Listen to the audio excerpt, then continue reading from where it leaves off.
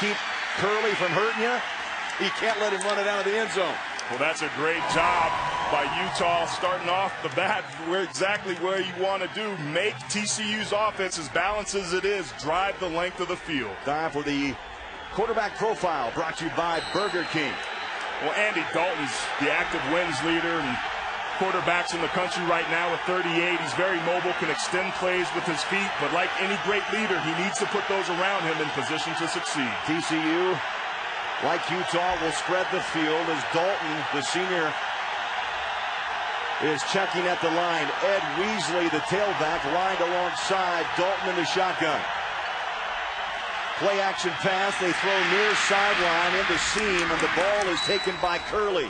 His 36th reception of the season and a pickup of 9. And Derek Shelby, the left end for Utah, with the tackle. And Aaron, time to look now at our Geico difference makers.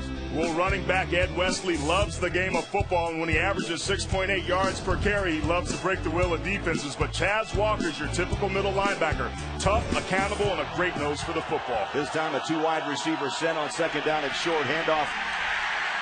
And Wesley up to the 31-yard line. Chaz Walker, we'll call his name many times today. Walker with 61 tackles to lead this fine Utah defense. The junior out of Farmington, Utah. We're going to call on this young man a lot today. TCU, as we talked about at the top of the game, is a run-first offense. Controlling and the line of scrimmage and sustaining drives for both these offenses is going to be imperative. You look at the lineups at the top of your screen. Wesley again alongside Dalton. They move the chains at the 31-yard line. Dalton stands up in that pocket, 5-step drop, fires the strike, and sliding in safe is Sky Dawson at the 44-yard line, a pickup of 24 yards. Sky Dawson's one of the speediest players on the team, but look at Andy Dalton eating sandwiches back there. If that offensive line can hold out that number 6 ranked Utah defense that has 23 sacks on the year, they're going to be in for a big afternoon. Now that left tackle, Marcus Camden, goes 6'6", 350 and protects his left side. 2-back set with Wesley and Tucker. They give the ball to number 34, who is tackled down maybe a yard. And again, Shelby in on the tackle, number 90. See, junior out of Houston, Texas. Well, Utah's defense is only allowing 2.9 yards per rush, and we see why. They do a good job of holding the point. That defensive line are block eaters. They eat up that big offensive line of TCU and let their linebackers run around and make plays like we saw in that last one. Tuione, Salinga, Kruger, Christian Cox. And the linebackers are quick with Walker and Martinez. Second down. And 7. Wesley, that is, runs past the 36-yard line. Christian Cox out of Bountiful, Utah. Luke Shivers with a nice block to spring him. Shivers is their big fullback. Doesn't touch the ball much, but when he does, he's a scoring machine. He makes his bread and butter, creating blocks like he did on that last play. TCU is going to go double tight end with Flosh and Brock. And this will be the 6th play of this drive. They send the fullback top of your screen. And now Dalton, as he will all day, will change it up. Gary Patterson gives him the freedom to do that. On 3rd down and short, Wesley, little pause. And that small hesitation allowed the hole to open. And the Horned Frogs move it to the 29-yard line. Matt Martinez in on the stop, the roverback. Also Justin Taplin-Ross, the free safety. Well, Craig, this is the benefit of having a 4-year senior at quarterback and having that experience. It was a big 3rd down, the hostile environment going, the student section. He was able to check the play and move the chains, converting the 3rd down. That's how Andy Dalton manages the game. He's one of the best in the country. Well, the backfield's empty. 5 wide receivers set on 1st down, just inside the 29. They try to hit the hot slant. They do. Curley so dangerous in the open field, and he's inside the 25-yard line against Shelby, number 90, the left end in on the tackle. Well, Utah sees this play every day in practice. They're kind of used to it, but watch Curley right there making people miss. Tackling and making sure you wrap up ball carries is going to play a crucial role in Utah's offense or defense to be able to stop the Horned Frogs. Well, he's past the 100 mark in career receptions, came in with 99, and now with 101. Curley with 7 receptions for touchdowns on the season, and TCU moving the ball on the first series of this game. Second down, 24-yard line. Dalton shotgun, ball's down! But Dalton able to quickly jump on it, lost a yard, back to the 26-yard line. Oh boy, turnovers will be a key. You cannot let one go in a game of this magnitude. Well, we talked about it at the top of the show. In a game like this, things get magnified. You have to be able to protect the football. Last week against UNLV, TCU put the ball on the ground 3 times and lost 2 of them. Andy Dalton last week put it on the carpet but recovered his own. The Horned Frogs can't give Utah any extra chances. Wesley Tucker in the backfield. Wesley goes in motion on third down. There's a pump. Got single coverage going up top. Touchdown, TCU! Josh Boyce from 26 yards out.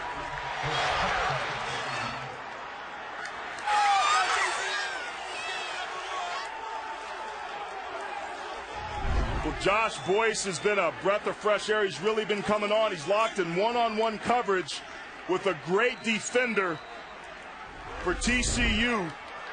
For Utah, beating man coverage with the double pump, setting up the fake for the first touchdown of the game. Ross Evans with the PAT and splits the upright. So an impressive opening drive by the Horned Frogs. Dalton was 4 for 4 on that series, 64 yards and a touchdown to Boyce. Sellout crowd, Rice-Eccles Stadium in Salt Lake City, and TCU has quieted the sellout crowd. And for the 3rd straight game, TCU scores on their opening drive for a touchdown. Impressive. Dalton was perfect through the air, 4 for 4, and finished things off with a touchdown to Josh Boyce, 26 yards. That was Shaky Smithson, 3-time Mountain West Conference Special Teams Player of the Week. I mean, this guy is dynamite. Leads the NCAA in punt returns, over 23 yards. He goes 24 and change in kickoff returns. Kick is away. Reggie Dunn, 2 yards deep. He's at the 10. Dunn with room. Stacked up, dropped at the 21-yard line. We're going back to this touchdown, Craig. This gets set up by Andy Dalton, doing a great job with a double pump right there. Josh Boyce is able to beat one-on-one coverage by backup cornerback Conroy Black. That's a great job by Justin Fuente and Jarrett Anderson, the offensive coordinator, creating the matchups that they wanted. Aaron, a look at the quarterback profile for Utah, brought to you by Burger King.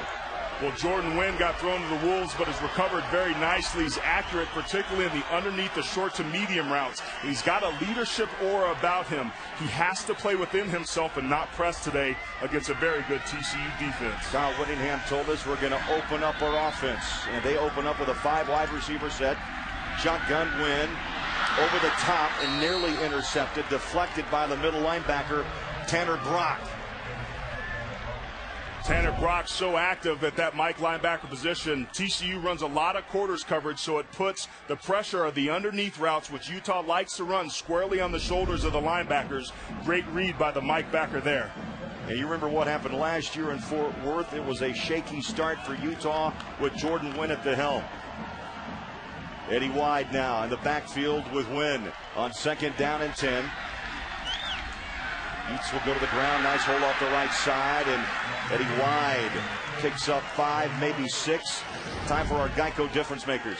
Well, what Jeremy Brooks lacks in height, he more than makes up for in his explosiveness. He's Jordan Wynn's favorite target. And for TCU, safety Colin Jones worked his way back into the starting lineup and is a physical force versus the run, but can cover like a cornerback. Now Utah faced with 3rd down and 4. Offense is not a problem for the Utes. They average 45 points a ball game. Very balanced on the run and pass. Wynn shotgun, low snap, pressure from the edge. Throws, has a man in the flat to the 41-yard line. Devontae Christopher, Jason Teague with the tackle, 15-yard pickup. Move the change, and it's good if you're a Ute fan to have Christopher back, who was out last week with a knee injury. Yeah, they're just running pick routes, running crossing routes. Christopher's a big addition to this offense, and now Utah running the hurry up to try and keep TCU off balance. 4 wide outs. They fake inside. On the run is Wynn, directing traffic. And here's a young man learning as he goes along and throws it away. Mapunga bringing heat on Jordan Wynn, number 90, the left end for TCU. You live to play another day. That's the lesson. That's a great play if you're Jordan Wynn today. Stanley Mapunga really coming on. He's the number 1 tackler on the defensive line this year.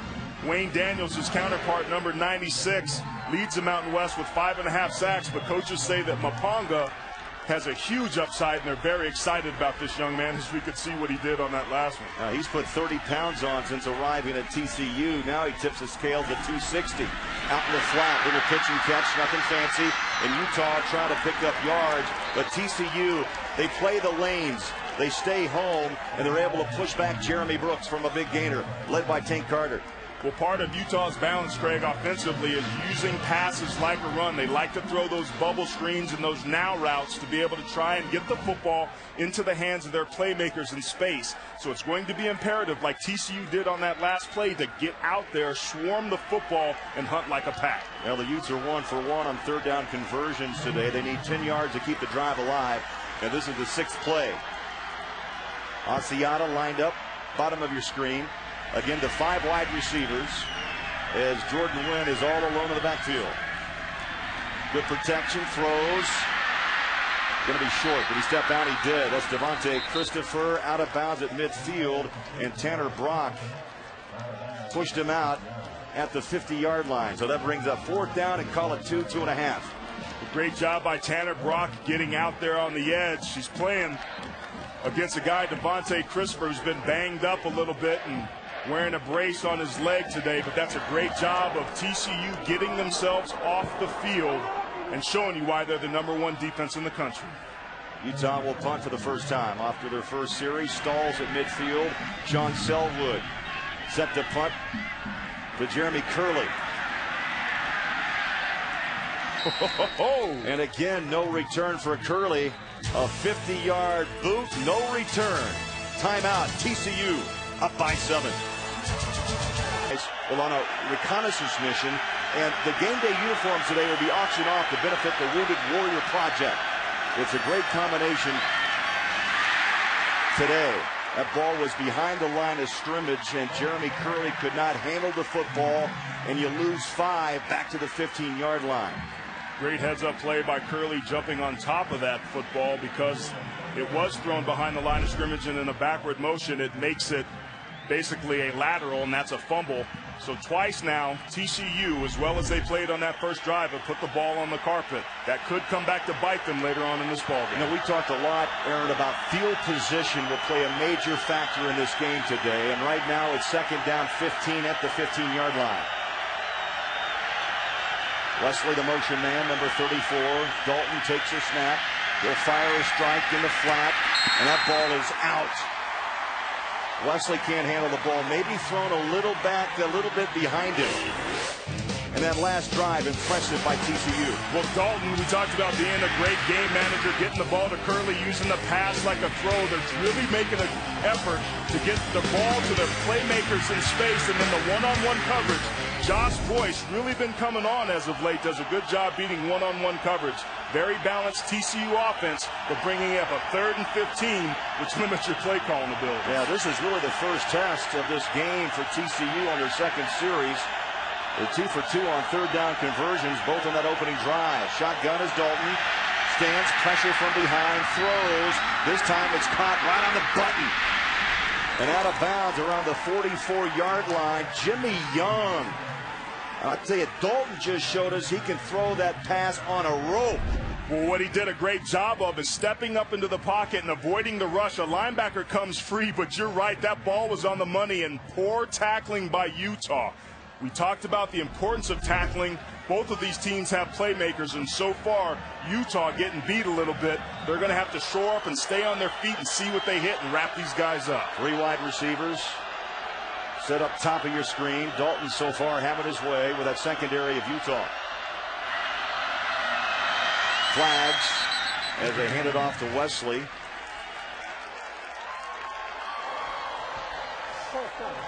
A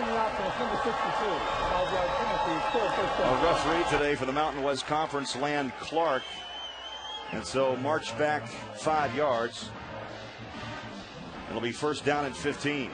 Nothing worse for an offense, Craig, to have to go up against a blackout in the student section that gets crazy, makes it pretty loud a lot of times for both offensive linemen and the running backs to hear. You have to be able to play focused and not shoot yourselves in the foot, because here again, TCU's looking at first and 15 and working backwards by making mistakes. First and 15, 40-yard line. Shotgun, Dalton, Wesley alongside. Dalton, good protection again. On a rope, he goes one side to the other. And chopped down to the 50-yard line is Jimmy Young. Conroy Black in on the stop, but boy, he had his legs just taken down. They'll mark him at the 49-yard line.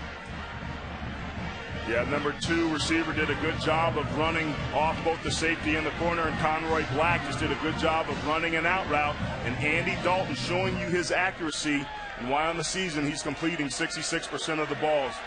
4-year start has been pretty dang on point so far in this ball game. How about 38 career wins along the way? Looking for 39 today on the road. Exclusively on the shotgun. They try to pound it right up the middle, and Tucker is knocked down. Brandon Burton was there to fill the hole. And Utah trying to make a stand here on the defensive end of midfield. Yeah, no question. That was a great job by the defense, bringing a corner fire off the outside edge, a cat or a cowboy, whatever terminology you want to call it. It's when the cornerback blitzes off the edge. They did that as a run blitz to do exactly what they did there, which is bring up a third down and stuff the run. Utah is yet to stop TCU on third down. The Horned Frogs are 3 for 3. They need 4 yards to keep this drive alive. Dalton, again, the protection has been excellent. This time flush from the pocket. Dalton has legs, runs, stack. He'll be short of the first down at the 46-yard line. Matt Martinez and Latu Heimuli, the nose tackle who backs up Dave Kruger. Great job spreading the field and running down Dalton. You're absolutely right, Craig. This is a great job by Kalani Sitake's defense, because Andy Dalton has a tremendous ability to be able to extend plays with his legs. He's beaten a lot of teams that way, creating first downs, but the Utah defense holds, showing you why they're number 6 in the country. Anson Kelton, we talked to him before the game, Aaron, 6'4", 280-pound punter. He averages just under 42 yards a kick, and Shaky Smith is back to receive. That is a high hanger, and it's out of bounds around the 15-yard line. So Shaky did not get a chance to get his hands on it. 32-yard punt, no return. Well, thank you for your service, and you're quite an inspiration. Craig, I know you're having a tough time. There's no names on the back of the jerseys, but you got to admit they're good looking, aren't they? Yes, they are. Who needs names when you have courage and honor? By the way, if you want to get involved, you can check out the website.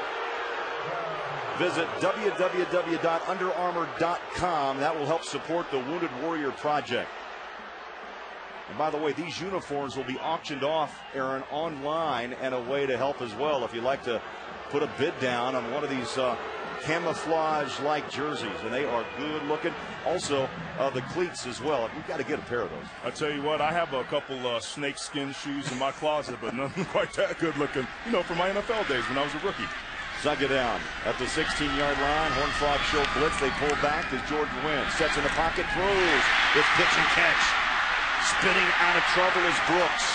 And close to a first down. Tanner Brock just ran for him stride for stride, but a 9-yard pickup for Jeremy Brooks. He's a scatterbug, Aaron. 5'7", 170. Well, this is what TCU wants to do, is create one-on-one matchups with their most explosive playmaker underneath Jeremy Brooks and get him lined up in man-on-man coverage with Tanner Brock. Brock did a good job reading the first one, but they went back to it, and that's the explosiveness of Utah's offense. The Utes will like to go a little power game here. Third down and short. Asiata in the backfield. He is hit as soon as he touched the football. I'm looking from the spot. From our advantage point, looks like they're going to move the chains. Just enough for the first down, yes. And the drive rolls on at the 26.5-yard line. Well, that's one of the things that Matt Asiata brings to this team. He's a big back, 230-pound senior, 5'11", so he's like a little pit bull. Anytime he gets hit, he falls forward. Defensive coordinator and head coach Gary Patterson talked about having to wrap him up. Colin Jones got there right when he got the ball, but Asiata used his strength to get the first down. Utah spreads it with 4 wides. Asiata, the lone back, alongside Jordan Wynn. Low snap, 2-step drop, goes up over the top, middle of the field. I see no flags. Crowd would like to see yellow on the field. It's incomplete. Luke Matthews, who had a 36-yard touchdown last week, incomplete. Jason Teague, you hear the crowd booing. His arm was there a little bit early. You got to give the young man credit, though. He was running stride for another one of Utah's playmakers. Maybe the officials early on in the ballgame may let these guys play a little bit. Matthews, a sophomore from Phoenix, 36-yard touchdown strike last week in that win against Air Force. Second down, Utah from the 26.5-yard line. Wynn flushed. He's running the wrong way. This time on his back foot, throws it to the Utah sideline. Third down for Utah. Well, Stanley Maponga so far in this ball game is doing a great job of being able to get upfield. You see him here at the top of your screen. He's beating right tackle Tony Bergstrom, who's doing a good job, but he stays active, forces Wynn out of the pocket. On that first drive, Craig, he had 3 tackles and a couple pressures. Right now, we talked about Stanley Maponga and the coaches liking his upside. TCU defensively is controlling that line of scrimmage so far. Utah, third down and 10. They're 2 of 3 in third down conversions. And Maponga is causing some problems for Jordan Wynn. Near side, drop, Jeremy Brooks, and bring on the punting unit for Utah. TCU, one of the best teams in the country, getting themselves off the field on third down, 24% on the year. But man, again, there was pressure by that front 4 of TCU. They don't blitz much, but when they do, it's pretty effective. And Aaron, TCU ranked number 1 in college football defense against the pass, allowing just 119 yards. Jordan Wynn has a tough day ahead. Got to stay patient in the ballgame like this, though. Selwood, the punt. It's a line drive and a beauty. Curley has no way. He'll fair catch it at the 6-yard line. 67 yards on the punt. Big reason why they can sustain drives. They've got to get that run game going, though. Well, they usually pass the ball on first down. Dalton on the rollout, play action up top. He had man coverage and breaking a tackle of Boyce. He's off and running. 15, 10, 5, touchdown.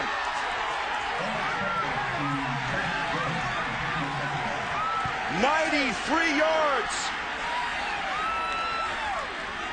And Ute fans are shocked. Talking with this defensive staff, they said we can't afford to give up the big plays. You're absolutely right. TCU's favorite down to throw is on first down off of that run game. And Brandon Burton, one of the best tacklers in physical lockdown corner that we talked about, got smoked by Josh Boyce, then missed the tackle to give up the touchdown. Extra point now by Evans. Good snap, good hold. Kick is up and true. Well, this crowd stunned at Rice-Eccles Stadium. Boyce with a pair of touchdowns here in the opening quarter. 1 of 26 yards and 93. He broke that tackle, Aaron, at midfield, headed to the sideline, and had a burst of speed. Everything you want to be able to do. You see Andy Dalton there, 4-year senior. This is the advantage that you have to be able to immediately take the crowd out of the game, and it's that experience and leadership the Horned Frogs are going to be counting on, and so far it's been a great job. But how about Josh Boyce? 2 catches so far, 119 yards and 2 touchdowns. That's an entire game, and we're not even out of the first quarter yet. So 2:11 to play, opening quarter. Utah has struggled to move the football. They've had trouble containing Josh Boyce. And let's go back and see this tackle. Well, you got to hit him low. You try to put a hog collar on him, and that's not going to pull him down. And then he got in full stride and went 93 yards. Yeah, you're bad on 2 accounts. You almost get a face mask or a horse collar penalty. Grabbed him by the back of the helmet, and then you don't wrap him up, and he takes you deep and puts you down 14-0. This is very similar to what happened last year in Fort Worth, where TCU got up early. went on to win that ball game, going away 55-28. There's 25 players on this U team that were there a year ago. Shaky Smithson will run it out for the first time. Cuts and is hit hard down at the 21-yard line. So now Utah will have to rally in this one. Now, points allowed defensively just over 14. They have given up 14 points with 2:06 remaining in the opening quarter. Well, this TCU offense is averaging 41 points per game. They're 9th in the country. But Utah, they're scoring defense 6th in the country, and it's been because simply of missed tackles. You don't wrap people up, you're going to get yourself hurt. Andy Dalton's been on point, and that sideline for Utah, very quiet. They have to stay patient. This ball game's not over. It is very early. Shotgun on the ground. That's Eddie Wide trying to run wide, and he's knocked down after a pickup of 1 by Carter. Tank Carter. What a football name. Yeah. I want to name my son Tank Carter. Well, his birth name's Ricky, but he was so big as a baby they started calling him Tank. There's a reason why. He does a good job of being able to run to the football. The big block eaters up front eat him up. He sees it. He runs underneath the guard, or excuse me, the right tackle, Tony Bergstrom, and does a good job of taking away the power play they've been so successful with. He really dipped that shoulder. Found a seam and made the stop. 2nd down 9. Jordan Wynn in the pocket. Good protection. Going up top. No one's there. And there's a flag, and the coaches were right on the side judge. I believe it was Brooks, the intended receiver, that was tied up around the 45-yard line. Yeah, that's going to be on Alex Ibiloye. A lot of contact well after that 5-yard cushion that they have. And we get the call from the ref, Land Clark, from the Mountain West. Holding. Defense. Similar penalty from the previous spot. First down. See Tanner Brock out there on the edge. Jeremy Curley tries to do the double move right there. Weak safety Alex Ibiloye. Officials right on top of him. Well, today's 1st and 10 line is being brought to you by Allstate. Utah with fresh downs at the 31-yard line. Asiata lined up alongside Jordan Wynn. Asiata strips 1 tackler and pushes his way to around the 34. And Corey Grant, the nose tackle, who was all Mountain West a year ago, all 305 pounds, wraps up Asiata. Yeah, well, Corey Grant was the defensive tackle, but when Kelly Griffin went down against Air Force, they slid over 57 Corey Grant and put at the defensive tackle spot his former backup, number 94, DJ Yendry, and there's been no drop-off. This TCU defense is very well coached, very physical, and showing their depth today as well. Yeah, it's good to have depth.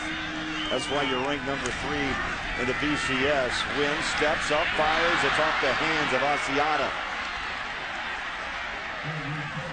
That brings up 3rd down for Utah. That was just a great job of coverage on both sides of the field.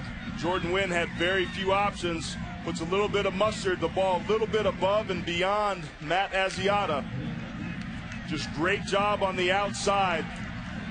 Coverage, no real options to go. Great job by that number 1 pass defense, taking away those options, bringing up 3rd and long. That was a bird's eye view from up above. Wynn has missed his last 4. And it's a big 3rd down for Utah. Down 14. Jordan steps up in the pocket, has room to run. Watch out, backside. Ball is out! Yendry. DJ Yendry picks up the loose ball, and Jordan Wynn never felt the backside pressure. As a young quarterback, you got to throw that football. You have to have a clock in your head. Good pressure on the outside. He steps up, but right now, you can't pump fake 2 or 3 times. It has to become the scramble drill. The deep receivers come shallow, the shallow receivers go deep, and everybody in the middle track the quarterback. Throw the football away. We talked about it. You don't have to make the great play, just avoid the bad one. And on that last one, Jordan Wynn got the best of the TCU's defense. Now Utah is in danger of letting this game slip away. Curley is throwing the football. Touchdown, bag of tricks to Bart Johnson. Curley touchdown, 26 yards. Gary Patterson has shocked this crowd in Utah.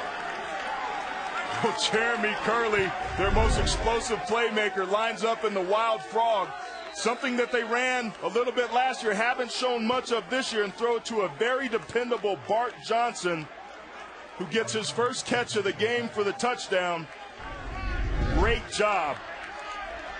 That's Bart Johnson now has a catch in 32 ball games, and TCU getting up very quickly, putting the pressure on Utah. 31 consecutive games with a reception and a touchdown, and trickery by the Horned Frogs. Jeremy Curley and the Wild Frog. He finds Bart Johnson, and it's 20-0 TCU. This is a blackout game, Aaron, and very little cheering thus far here in Salt Lake for the run and use. Sharples has it teed up at the 30-yard line. Reggie Dunn and Shaky Smithson are set to receive. Shaky has it, 2-yard line. Shakes out of one tackler, but boy, TCU jumps on him like a frog. Bottom line, they are all over the field at the 22-yard line. How about Curley, his career? Well, the Wild Frog works because he's had great success. A couple of touchdowns there along the way. I'll tell you what, you talk about having depth on a team. How about when your leading wide receiver can also throw the football? That just speaks to the athleticism and the great play calling of this TCU defense, as you see Dick Bumpus and Gary Patterson comparing notes, because they know exactly how explosive Utah is, and they can't afford to let them get back at the game and home. Well, Utah's got to answer back. We're running down the final seconds here of the opening quarter. 19 ticks on the clock. Wynn sets up and throws in traffic, threads the needle, and a pickup of maybe 8-9 to Devontae Christopher at the 32-yard line. He'll be short. Nope, he's going to have a first down. They gave him a good mark, so a pickup of nearly 11 yards. Here's that Utah up-tempo, trying to get something going, almost going into 2-minute mode to try and get some momentum. Handoff, nothing going for Eddie Wide, who's knocked down by Mopanga. Mopanga has had an impressive opening quarter, and we played 15 minutes here in Salt Lake City, a quarter dominated by TCU. The combination of Andy Dalton and Josh Boyce have produced 2 touchdowns and a 20-point lead. Yeah, you got to be able to manage the ball game for this true sophomore. Wooden shots it to the near sideline. Out of a tackle goes Shaky Smithson, and maybe now the Utes will get something shaken. And that's Colin Jones, a strong safety. A 50-year senior makes a stop after a pickup of about 7. Shaky Smithson, such an explosive playmaker. The defense for TCU was worried about that exact type of thing happening, where they miss a tackle on him, because Utah excels not at throwing the ball very deep down the field, but throwing those short and intermediate crossing routes and running after the catch. 3rd down, 3 for Utah. Keep your eye on Stanley Mopanga. Shotgun, hot slam, had it, dropped it. Utah gave away a first down to Devontae Christopher, the sure-handed wideout out of Las Vegas, who did not play last week because of a knee. Lost that ball, and it's going to be 4th down. Well, a lot of times when a player hasn't played in live games a little bit and you have an injury, you tend to play a little bit tentative. Devontae Christopher, usually pretty sure-handed, needed to be able to hold on to that one to convert. And here again, Utah's forced to punt.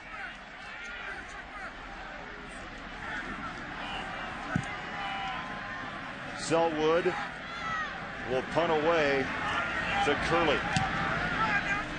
High hanger, fair catch at the 31-yard line. And Aaron, how about a look at today's Polaris razor-sharp performance? Well, Andy Dalton's been on fire, finding Josh Boyce with a double pump, beating man coverage, and then throwing on the run. Does such a good job of putting the ball where it needs to be.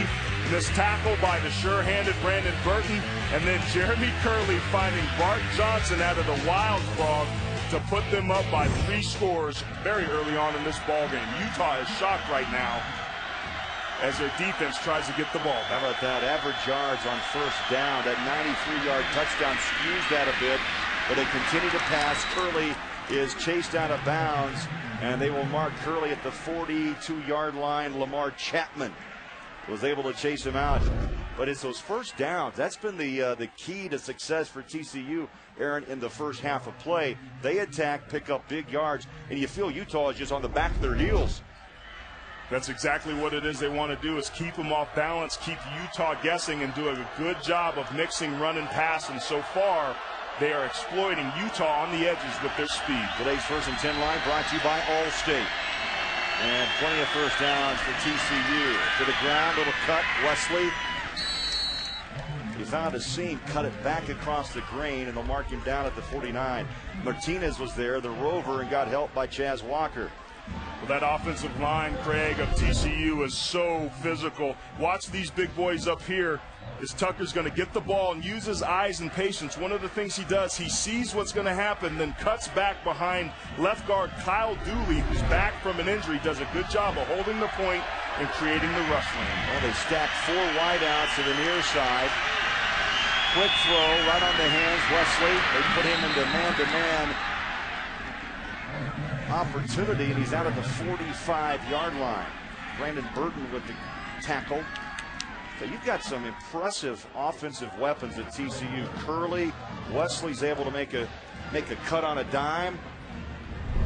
And great blocking out on the edge. Look at Jimmy Young there throwing the cutback on true freshman Brian Blecken that we talked about at the beginning of the ball game. When you got that much athleticism and receivers that are unselfish and willing to block, you got something going offensively. Play action passes. Dalton rolls to his right. Throws, fires, connects. And unable to jump out of a tackle is Bart Johnson. Lamar Chapman, good shoot-top tackle.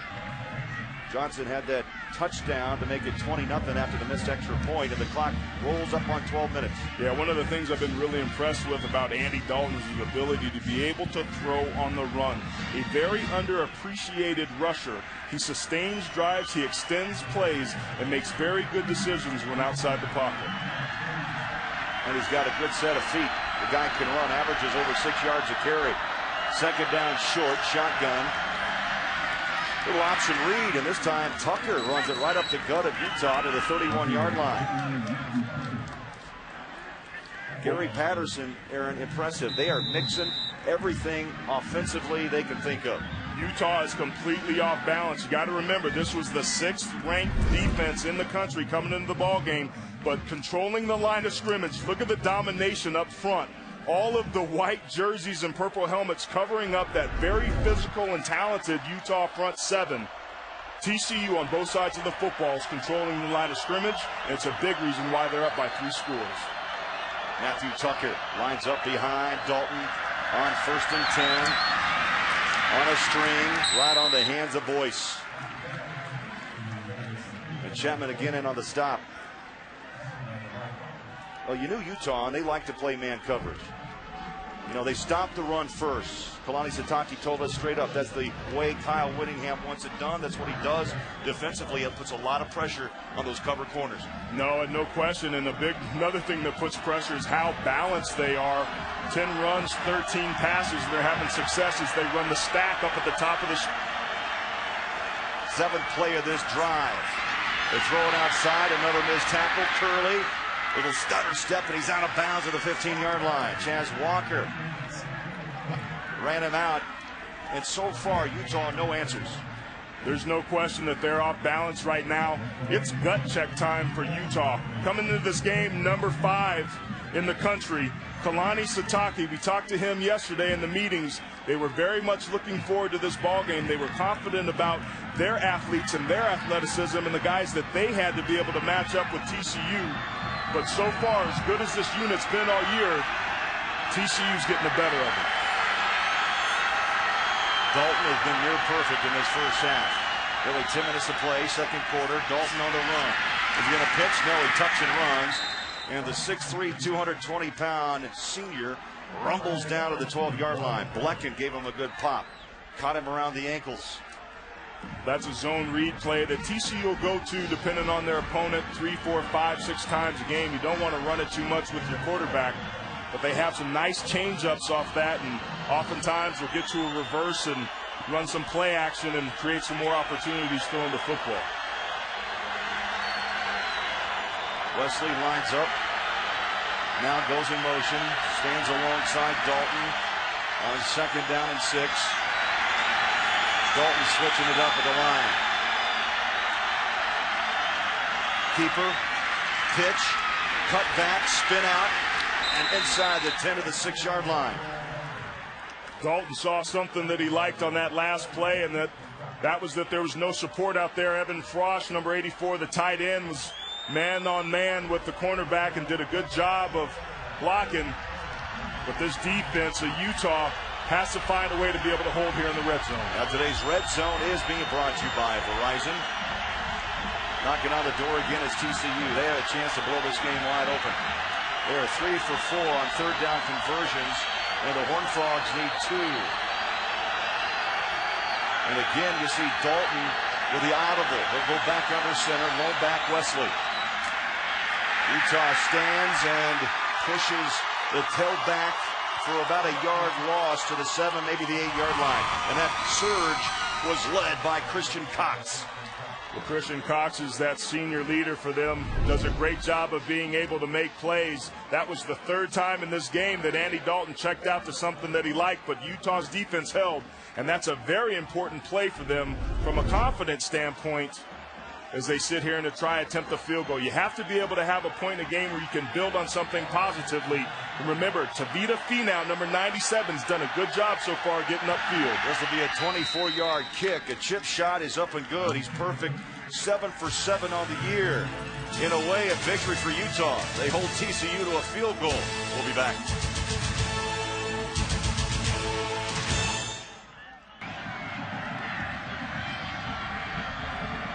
Devin Sharples will kick away from the 30-yard line. Reggie Dunn, Shaky Smith set to receive.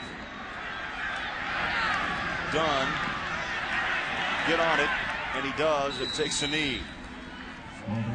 So 20-yard line is where Utah will start this drive, down by 23. And let's go downstairs, and here's Brooke. Craig, TCU's game last weekend was a late one in Las Vegas, and they did something out of the ordinary. They always fly back right after their game so they can be prepared for Sunday practice, but Coach Patterson decided the team would stay the night in Hendersonville. Made sure they were in bed by 12, though. They woke early in the morning, flew back to Fort Worth. Coach said it was a great move. So far, the best Sunday practice they've had all year. In bed by, you said, noon or 12? It's Vegas. You never know. You never know. Utah back on offense at the 20-yard line. Quick throw, far side, and boy, the ball just not being able to be catch so far. And Jeremy Brooks got a couple of sure-handed wide receivers on this Utah team, and Wynn has been unable to hook up. Well, the bottom line is, regardless of what's at stake in any ball game, it comes down to execution. And the bottom line is that same exact play we've seen TCU run several times in this ball game. The bottom line is they're merely simply executing much better than Utah right now. That brings up second down and 10. On the flip side, TCU is picking up big yards on that first down throw. Wynn in the pocket, slingshots a hot slant right on the button. First down, and finally Devontae Christopher finds a connection with Jordan Wynn. A pickup of 11 yards and a first down Utah. Greg McCoy made the tackle. He's got great speed, this kid. McCoy at 4.3 in the 40.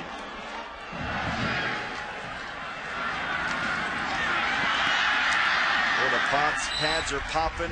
Matt Asiata. Let's go back to the studio. Adam Zucker with an update. Adam.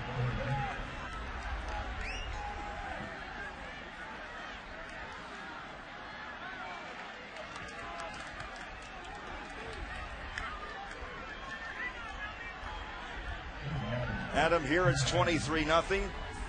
We'll keep a line or keep a look at that game all day long. Highest ranked #1 loss team in college football. Why not? It's Nick Saban in Alabama. Wynn steps up, throws. Oh, that ball dangerously hung out on a string to Asiata and Colin Jones. It's like going to the dinner table. He looked like Colin Jones was salivating as that play was going. Anytime you bobble the ball over the middle, you can expect to get hit. Matt Asiata does a good job of trying to hang on to it, but Colin Jones, who had a big pick six last week against UNLV, comes up with another big hit, bringing up again a 3rd and long, the situation that Utah's been trying to avoid. No, he's a former running back turned strong safety, so Jones now knows how to take a hit and give one out. Another 3rd down for Utah. They're 2 of 6 here in the first half. Wynn flush from the pocket and throws up and over Asiata. Crowd's getting restless, and you hear the Boo Birds coming out. Wayne Daniels bringing pressure off the right side. Well, that was just simply a 4-man rush and shows you how good athletically these boys are up front. As you see Jordan Wynn, because of the pressure on the move, not being able to connect again with Matt Asiata. We saw earlier in the ball game how good of a job Andy Dalton does doing that again. Execution. TCU's executing, Utah's not. This will be the 4th punt off the foot of Sean Selwood inside his own 20-yard line, and Curley awaits. Punts away. Good high hanger, turns it over. Curley pedals back. 18-yard line. Makes a stutter step move, breaks a tackle, but he's taken down at the 24. A 48-yard boot, a 2-yard return. 6 minutes to play, first half. Stacked double wide, both sides of the field. Wayman James, a redshirt freshman from Sherman, Texas, on the field. And James, maybe 2 to the 25, and Chaz Walker in on another tackle. Junior out of Farmington, Utah. A lot of Utah talent on this Utah football team. And Walker's one of the best, the middle linebacker. Keep your eye on left tackle Marcus Cannon. He's a big body, but he's got him covered up. Does a great job of sustaining his blocks. That's what makes TCU so good, is they cover guys up and keep them covered up. Bart Johnson, the motion man on 2nd down 8. Handoff, here comes James off the left side. A power back. 5'8". Low pads, goes 203. And Aaron, he's averaged over nearly 6.5 yards a carry. And this guy does not stand back from laying some, well, he likes to lay the wood on you. Keep your eye on the combination blocking, doing a great job out that front side of being able to get out the edge. The zone blocking schemes at TCU are swallowing up this very stout, typically Utah defense. I expect to see the ground game going, but you got to watch the play action anytime it's TCU as Dalton changes the play again. Yeah, 3rd down and 2 from the eye. Little shift up front by the Utes. They hand it off. There is contact and second effort, maybe. We'll give TCU the first down, and from our spot on the field, it's at the 34, and that's enough to move the chains. Well, that's offensive line. Take a look at those numbers. The average squat, 671 pounds, benching 506 pounds. No, pieces, baby, pieces, pounds. 423 hang clean. And you want to talk about whether or not TCU can compete with other teams in the country. When you're that strong and physical up front, you can play with anybody. Yeah, Cannon, Dooley, Kirkpatrick, Vernon, Roth. That is a big front line physical. Fresh downs in the pocket. Dalton pressured, runs out of the tackle, lowers the pads, knocked down at the 39-yard line. And now flags, multiple flags are tossed. Matt Martinez with the tackle, and you wonder if that wasn't a late hit or a face mask. After the play, personal foul, unnecessary roughness. On the defense, number 77. 15-yard penalty. The down the count, 2nd down. That's Spencer Thompson, the left guard.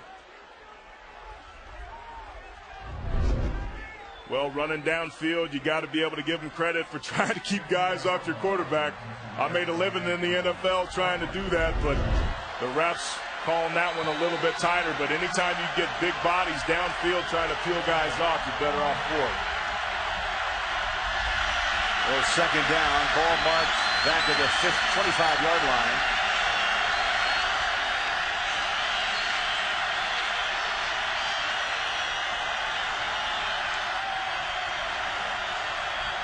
Shotgun delayed draw. Up the gut comes James. And let's go back. Adam Zucker in our studios. Adam.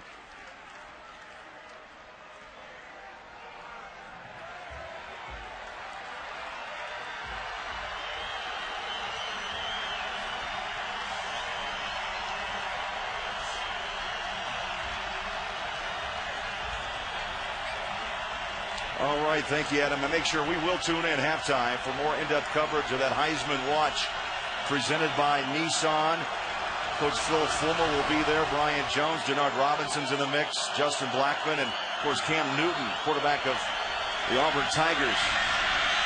Blitz picked up out of the shotgun is Dalton. It's incomplete. I'll tell you what, it's his to lose, especially if Auburn runs the table and goes undefeated. You're the best player on the best team in the SEC competing for the national championship. That's a lock if they win out. TCU set to punt. Shaky Smithson underneath it, 24-yard line. Heads to the outside, cuts back and dropped at the 35. Special teams tackle by Mr. Cuba. We'll be back after this. 2:40 on the clock. Utah will start this drive at the 35-yard line. Eddie Wide at the running back position, and there is a stack up of black and white, maybe a yard, and the clock rolls on. So far, TCU pitching a shutout. Yeah, Craig, at this point, I think Utah, even though there's a little bit of time on this clock, they're able to score lots of points on the season, 45. So this offense is explosive, so I wouldn't be surprised at all to see Utah get something generated in the last bit of this first half. It's second down and 8. Win, slingshots, and incomplete off the hands of Shaky. A ball behind him. And third down, stops the clock with 2:02 to play in this first half. Well, typically Jordan Wynn's a pretty accurate passer, but that one clearly behind Shaky Smithson. And you see the frustration of these offensive players for Utah, who ran into a buzzsaw. But again, Brian Johnson, the former great Utah great, has his hands full, but his experience as a player will help Jordan Wynn at halftime. 2:07 for Utah on third down. Little shovel pass. Whittingham trying all he can to get this Utah offense up and running. Eddie Wide will be short. Get back to Brian Johnson. You made the mention. He was a terrific quarterback in his day. And Kyle Whittingham told us Brian Johnson, one day sooner than later, is so talented at what he does, he expects him to land an offensive coordinator position somewhere sooner than later. And they knew it his redshirt freshman year. He traveled with the team, but he was so smart and would tell the quarterbacks on the sideline, keeping scripts of plays, that his ability to be able to understand the offense has started very early in his career here in Salt Lake. And the fifth punt of the half for Sean Selwood. TCU's just going to let this one fall, and it takes a Utah bounce inside the 25, and it'll be touched down at the 22-yard line. 1:07 to play down the stretch. First half in Salt Lake. TCU's controlling things up front for Kyle Whittingham and his defense. They need to be able to create some turnovers to get the ball back for their offense that's been struggling.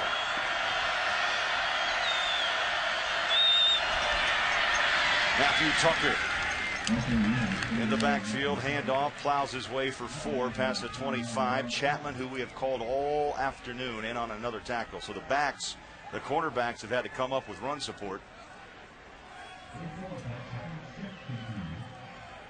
And under a minute to play. It's been all TCU. They've mixed it up with the short pass, the long ball, and also that wild frog with Curley throwing a touchdown to Bart Johnson. Just tremendous execution, Craig. TCU's been on point so far in this first half. Andy Dalton, mistake-free. Again, the handoff, Tucker off the right side, pushes the pile near the 30. And Chaz Walker was the first man to make contact. Walker out of Farmington, Utah. And we're running under 10 seconds, and TCU is heading to the locker room. Utah's got plenty to talk about, Aaron. Plenty to talk about. Well, in a situation like this, and I've never been in a ball game where we got this dominated this early in the ball game.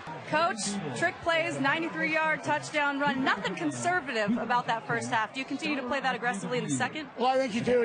Just like I said, coming into the ball game, you got to take the ball game when you go to somebody else's house. These guys are a good football team, so we got to play another 30 minutes. Your defense really rattling their young QB. Do you continue to apply that pressure in the second? Well, we have to. I think, they get the ball to start the second half, and so if we can score 23, they can score 23, so we got to get ready to play. Thanks, Coach. You bet. Thanks, Coach. Just relentless pressure on your young quarterback. What did you say to Jordan Wynn at halftime? We just got to keep his head up. We got to give him a little bit of protection. We haven't been able to get much going in the run game, but we had a rough first quarter. Gave up a couple deep balls, turned the ball over once, and that was it. That dug us the hole. But we played well in the second quarter relative to the first quarter. We got the ball. We got to get a drive here. If we can get something on the board in this first drive, it's game on. Thanks, Coach. Now, Utah, as you heard, of course, won the toss to start this game, deferred. They wanted the football to start the third quarter. They've got it, down by 23. And the third quarter's underway here in Salt Lake City. Good deep kick. Shaky Smith is going to bring it out. Takes it straight up the field, little stutter step, has a room, and still on his feet. Shaky, shaking out of tackles, still on his feet to the 46-yard line. Malcolm Williams made the special teams tackle, and that's what Shaky Smithson is all about.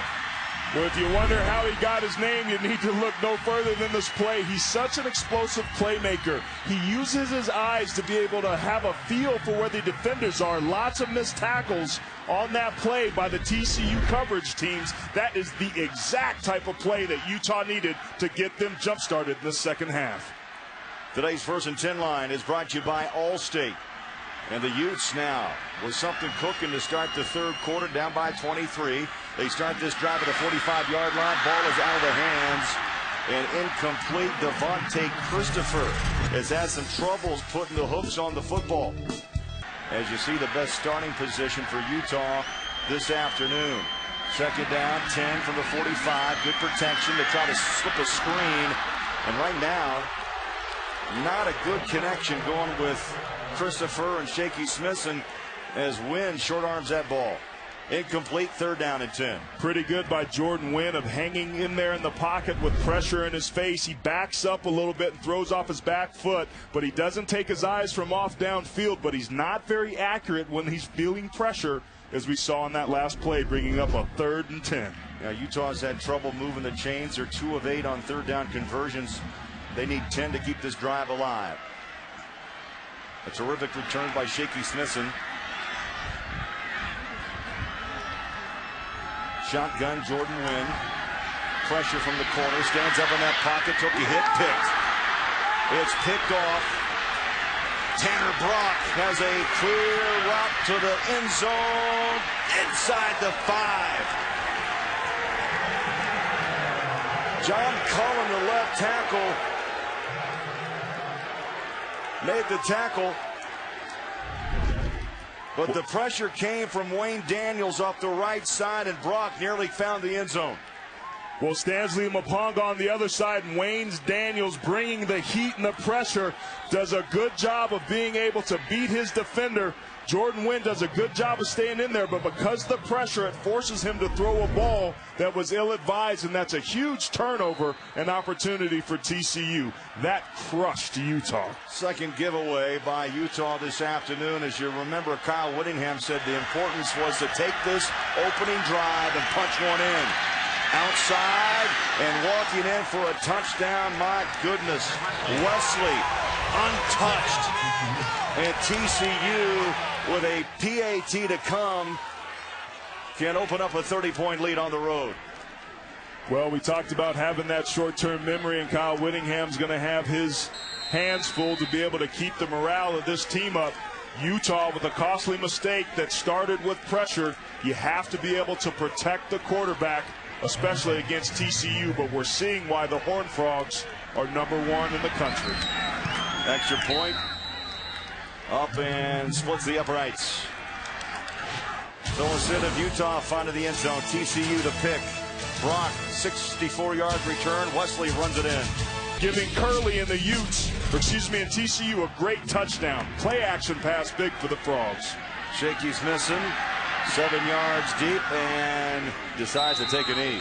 Smart move. Utah will have it at the 20-yard line. And a big hill to climb. Number 3 against number 5. And the third-ranked Horned Frogs have dominated. Look at the points. This is a good Utah defense. On the season, 14 points allowed. They have more. TCU has more than doubled that total with 30 today. Well, this TCU team is legit, and there's no question with Utah's defense being ranked number 6 and coming into this ball game and only allowing 14 points a game. The TCU, because of their execution and because of their physical offensive line and because of Andy Dalton's incredible accuracy and ability to be able to throw on the run, they put themselves in a great position here early in the second half. Utah starts this drive. Their second here of the second half from the 20-yard line. Slingshot it. There's a pitch and a catch, and the ball is out. My goodness! Devontae. Jason Teague punched that ball away, and TCU will get it right back. Well, you see the courage on the back of Jordan Wynn. Utah needs a truckload of courage here in the second half. There's no question. Just great job by Jordan Wynn getting the ball out, but Ibiloye's right there. Jason T comes back and punches the ball out. A great heads-up job by Alex Ibiloye recovering the fumble. This is something that Utah did such a good job last week against Air Force, but that's their 3rd turnover today. TCU's defense is dominating. I was thinking exactly the same thing. They saved that game at Air Force last week, punching away 2 balls, forcing 5 Falcon turnovers. Oh my. This crowd is stunned. TCU with a 30-point lead, back on the attack. Wesley on the run, and is popped and dropped at about the 27. He's close to a first down, a gain of 9. Well, this is just a good job being heads up right here. Chapman, the outside's going to come on the corner fire, but the tight end does a good job of picking him up on the blitz. They tried that same run blitz with the Cowboy, the corner fire earlier, that worked. There, the tight end makes the block, and the result is good. Now Wesley limped off the field and replaced by Matthew Tucker, number 29. He is upended. Ball is out! What a hit! Utah in business at the 29. And the freshman, Brian Blecken, laid the hammer. Well, you see the name on the back of his jersey, and that's honor, and that's the way this team is playing right now. Brian Blecken, who in high school last year was getting ready for the senior prom, taking snaps underneath the quarterback, fills from that strong safety position, hits the back before he's aware of it and ready for it, causing a huge turnover. That's the exact type of momentum-changing play that this Utah team needed. Brian Blecken saves his best when it's needed most. Down by 30, Utah at the 29-yard line. They stay on the ground. And probably the farthest run of the afternoon. A first down, move the chains in the crowd. Some have departed, but those who remain give a cheer as T.J. Johnson with the tackle. Well, there's no quit in this Utah U team as they go to the hurry up. How do these teams handle sudden change? Can TCU's defense, who's feeling pretty good about themselves, hold? Eddie White just ripped off 11 yards. Wynn's going to tuck and run, and he is covered up in a hurry. A yard to the 43. It was a weak side backer and the middle linebacker. They fill a hole quick. I mean, TCU is quick off the ball. Well, there's no question, Craig, and the reason why is their recognition. They're very well coached. I had the opportunity to sit into their video test last night with Gary Patterson. We watched 105 offensive plays from Utah, where each defensive player talked about what it was that they were expect and what their job responsibility was. Very impressive. Boyari, the tight end, goes in motion. 2 backs are Asiata and wide. Horned Frogs show blitz on the corner. Hand off with a Panther pop, and TCU lays the hit, led by Tanner Brock. And yards are tough to come by right now, but White did have the pickup of 11. It'll be 3rd down and 4. Well, this is a convertible third down for Utah, and again, they have the offensive weaponry to be able to convert these. TCU among the best in the country, only allowing 1 out of every 4 third downs to be converted. But Utah does a pretty good job of it themselves. They need this, Craig, to be able to sustain this drive as the officials throw the flag. You know, Utah had trouble with personnel. Illegal substitution on the offense, breaking the huddle of 12 players. Yeah, they broke with Asiata and wide, and Asiata tried to run off the field, but the official, Johnny on the spot, and threw the flag. He must have been eating his carrots because his eyesight was pretty good on that one. But that's a critical mistake, and again, comes down to execution. Particularly when you're at home and you have the crowd on your side, you should eliminate some of those mistakes. And prior to that penalty, Utah had been pretty mistake-free. Now a 3rd and 9 is much harder to convert than that play they were looking at before that penalty. Yeah, they had 3rd and 4. Now they're really backed up. Jordan Wynn gone exclusively from the shotgun, sets up, fires in traffic. Was that ball trapped? Incomplete the call. The crowd voicing their disapproval. Shaky Smithson had to go down low, and on the back was Jason Teague. Jason Teague, the senior, originally signed with LSU. As you see the ball come in, had very tight coverage, going, making a play for the ball, and clearly hits the ground before it bounces into Smithson's hand, who was, let's call it optimistic.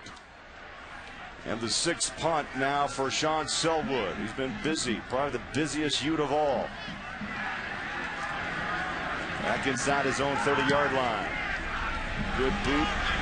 Curley will take the fair catch at the 24-yard line. TCU will have the ball when we come back to Salt Lake City. Dalton Company will start at their own 24-yard line. Wayman James alongside the 3rd-string tailback. He follows the pile, push to the 31. Christian Cox with the tackle. You know, Ed Wesley, their banger, their sophomore, who averages over 104 yards a game. They're looking at his right ankle. They've taped it tight, and we should see him back again. You see a good job by the Utah defenders wrapping up his ankle as he got hit. Sometimes that puts torque on the ankle, but you see it getting wrapped up there. Those trainers take good care of him, and we expect to see him back in the game a little bit later on. James in the backfield. Little pitch to Curley. Oh, my goodness. You don't think Utah can hit you? Right in the mouth. I'll tell you what. Taplin Ross, the free safety. Listen to this pop.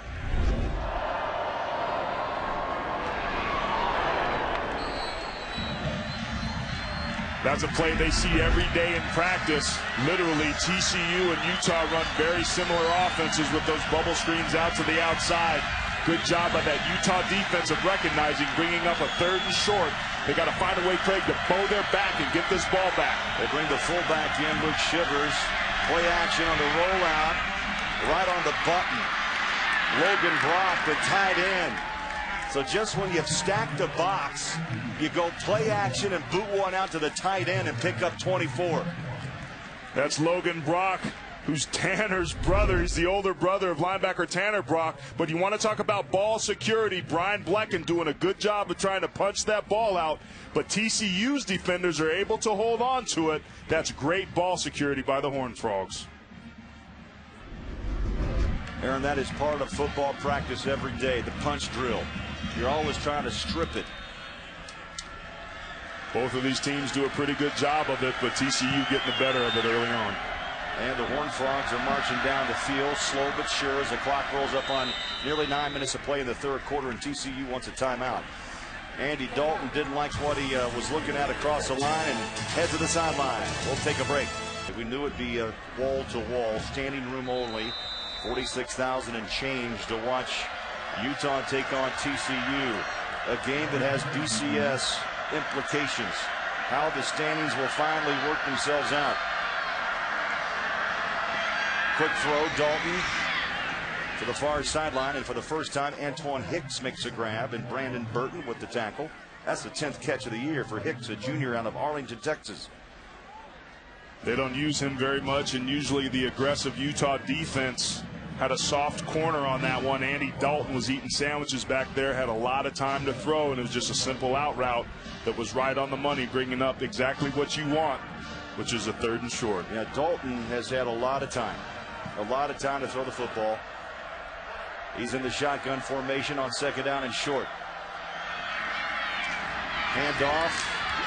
Wayman James weaves his way past the 30, 1st down. And Justin Taplin-Ross with the tackle. Let's go downstairs and check in with Brooke.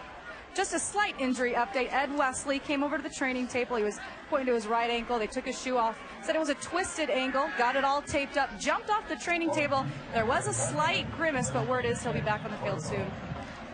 All right, thank you, Brooke. And you know what, Aaron, I don't know if Gary Patterson wants to go back to Wesley in a game where you have a 30-point lead and you got a guy like Matthew Tucker and Wayman James. And James gets the call and right off the right side. Let's go back to our studios for an update. Here's Adam.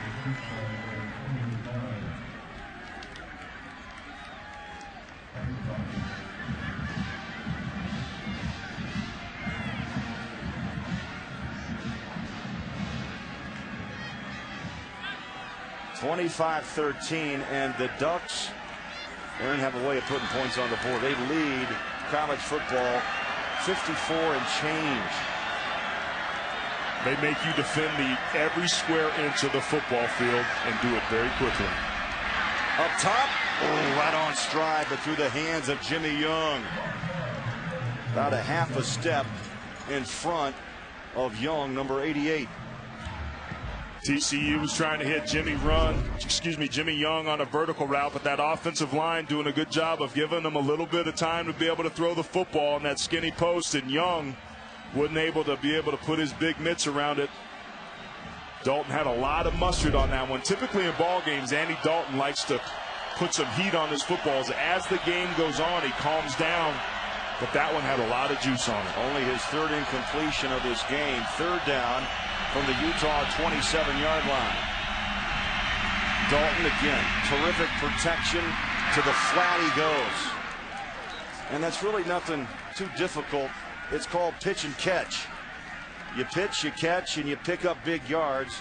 And Matthew Tucker moves the chains. 1st down, TCU.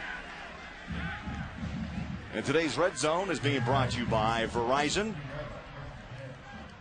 Well, Craig, what allowed that last play to go is Lamar Chapman. They brought a corner fire off the backside, but left tackle Marcus Cannon was able to come off of him, giving Andy Dalton plenty of time to be able to pitch and catch. Good job by this offensive line for TCU taking control. Well, Wesley is back in the I formation. He'll get the handoff after the retape, takes a shot and rolls his pads to the 10-yard line. You know, that's been the key to this game, Aaron, is 1st down. It's been attack, and TCU has had their way with big yards, and that sets up a defense so much problems when you're looking at 2nd and 2 or 2nd and 1, and that's been the case for Utah all day. Yeah, you want to be proactive versus reactive as a defense, and Utah's had to be very reactive today as we see TCU lined up in the pistol formation.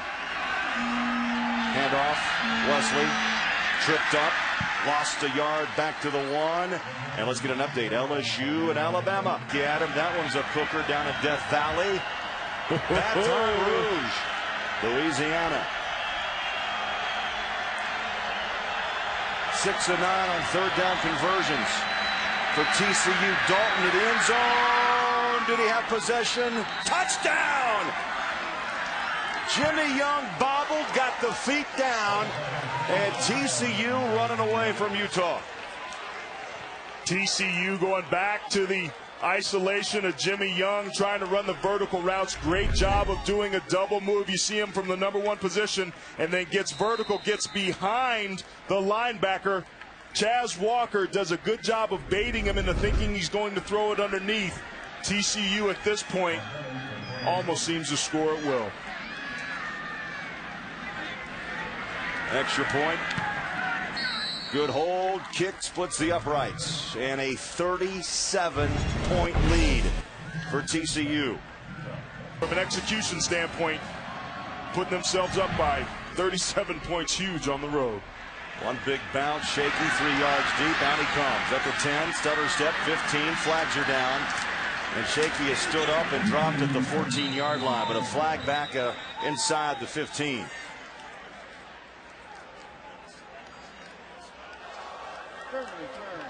Illegal block on the back. Receiving team, number 8. Half the distance to the goal from the spot of the foul. First down, Utah. So Utah, Aaron, has to start this drive deeper than they would like. But you look at the series, the last 4 games decided by a combined 26. The last 2, well, it's been all TCU. Yeah, TCU's never won here in Salt Lake and Rice-Eccles, and it's pretty clear they came to play today. Well, Utes have won 21 in a row at home. That is the 3rd longest active streak in college football. The Sooners of Oklahoma 35. Boise State, the Broncos have won 29 in a row, followed by Utah. That looks to be ending here today in Salt Lake City. Yeah, and another streak for TCU. They've won 9 straight on the road, looking to make it 10 this afternoon. Jordan Wynn stays the quarterback for Utah. Little stop and go. Asiata found a seam to the 16. Great job up front by Utah, showing their capability to be able to run the football. This is something that we expected to see more of throughout the game. Just good job on this left side of this offensive line, hitting the cutback, circling that TCU defense, getting them to overcommit, using your eyes and moving the chains. You know, this team runs for nearly 200 yards a game. They've been held at 21 today. I mean, put that in perspective. A 200-yard per game offense on the ground today, 21. Well, we saw it for plays like that last one. Alex Ibiloye coming up. They run that exact same play 2 times in a row. It's just a straight inside zone. The running back cut back, but this time the weak safety filled that spot. They did get the first down, but TCU does a very good job. And Dick Bumpus, the co-defensive coordinator, was a D-line coach at Notre Dame when I was there, just done an excellent job with this unit. Low snap, handled by Wynn, steps up, throws, and about 5 yards over the shoulder of Luke Matthews. Jason Teague, the cover man. We're looking at Dick Bumpus. He and Gary Patterson go way back. They've been together at 5 different schools. They're 100% aligned in their defensive philosophy. They keep things simple. They love the 4-2-5. Basically, their base defense has 5 defensive backs basically playing nickel, but they could stop the run with it, and these 2 have done an excellent job. #1 defense the last 2 years in a row. Wynn slingshots it near side. It's caught and pulled down. Asiata, and he is knocked down to the 19-yard line.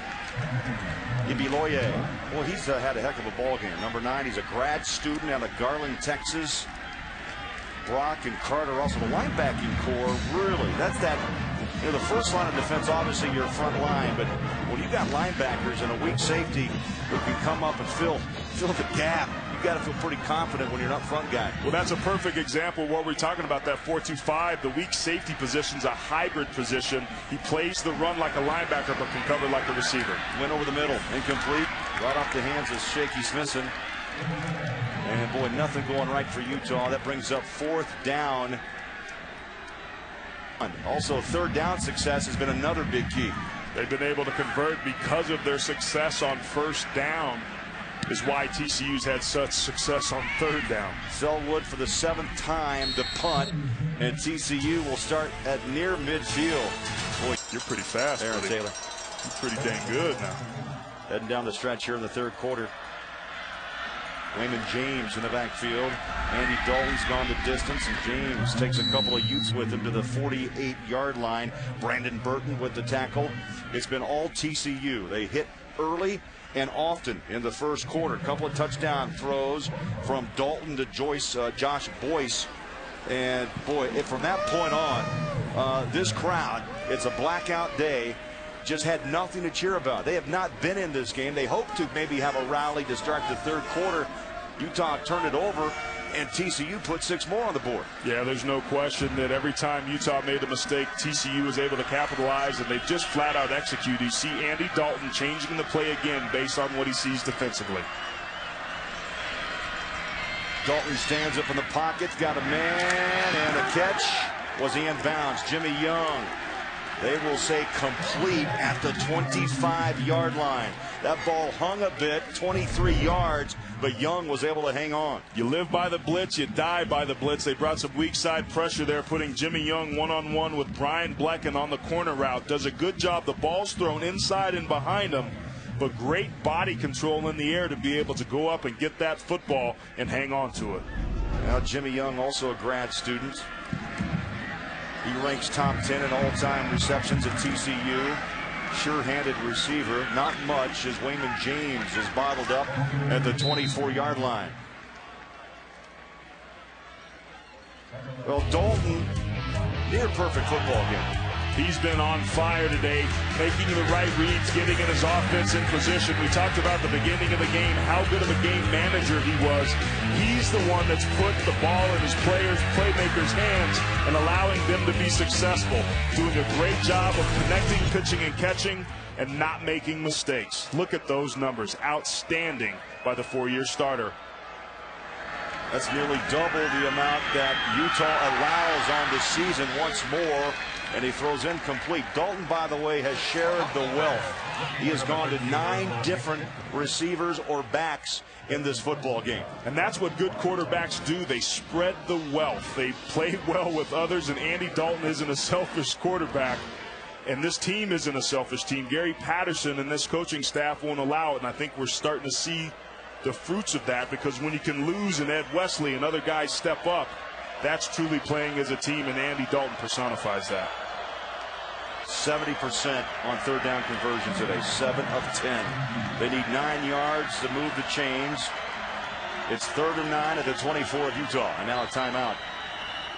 Dalton had trouble, I think, communicating the change up front, so he burns a timeout. TCU, their second of the half.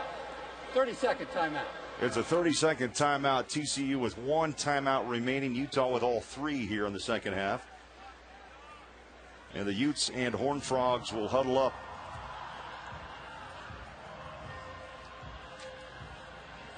Well, let's check out our Sonic Drive and quality drive of the game. It's new, it's better, it's the new Sonic Good. And that's off the play action. Andy Dalton turning his back to the defense, but Logan Brock does a good job of holding on to the football. They just continue to march the ball down the field, seemingly scoring at will until Jimmy Young with the double move, one-on-one with the linebacker, is able to get behind Chaz Walker for the touchdown.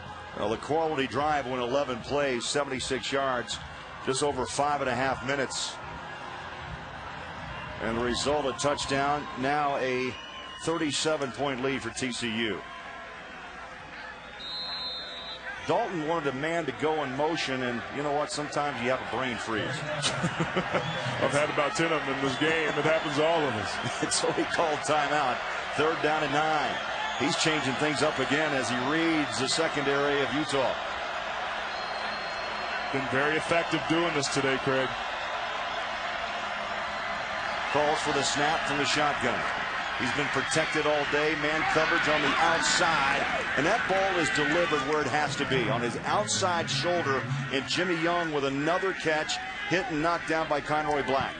Great job of executing there. First, starting with the offensive line. Utah blitzed there, brought 5. It was picked up perfectly. Andy Dalton trusted his protection and delivered the football to Young perfectly. Those big boys. Big, tough, strong offensive and defensive lines, Craig. In my judgment, that's what's allowed these non-automatic qualifiers to be able to compete with the best teams in the country. Red zone today, 2 for 2 is TCU. They got fresh downs, handoff off the right side, second effort. And Matthew Tucker, boy, the motor runs hot. He motors down to around the 8, call it the 7-yard line. And Matt Martinez, along with Blecken, with the tackle. Yeah, how do you like to feed that front line of TCU, or even the front line of Utah? These big guys, Cannon goes 350, Dooley 315, Kirkpatrick, the center, is 305. Vernon's a small guy, by the way. The right guard goes 300. Yeah, they've never met a cheeseburger that they didn't like. But for being as big as they are, I've been really impressed with how athletic they are as well. Very quick off the ball. They go in motion with Sky Dawson. Up the middle to the 6. And that will bring up a 4th down for TCU. Salinga with the tackle. Got some help from Blecken. And the quarter is winding down. 15 minutes to play. And TCU has owned Utah on their home field. 37-0 on the CBS College Sports Network. Yeah, they haven't. They've been getting Antoine Hicks involved here. Watch him in the end zone. Dalton, protection.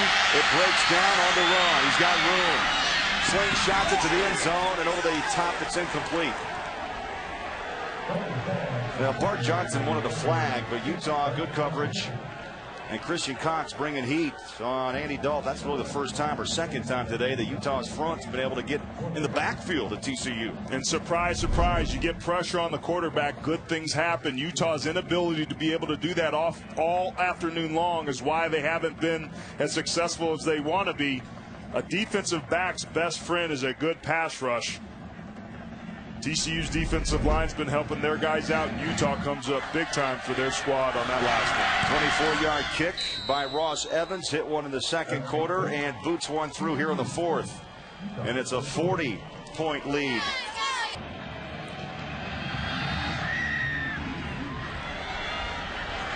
Smithson at the 2. Makes a cut, chopped down at the 24. They have contained one of the top kick returners in the country today in Shaky Smithson. Utah back on the offensive side. They throw and they make the completion as Jordan Wynn goes up top. And the catch made by Devontae Christopher. Back to our studios in Adam.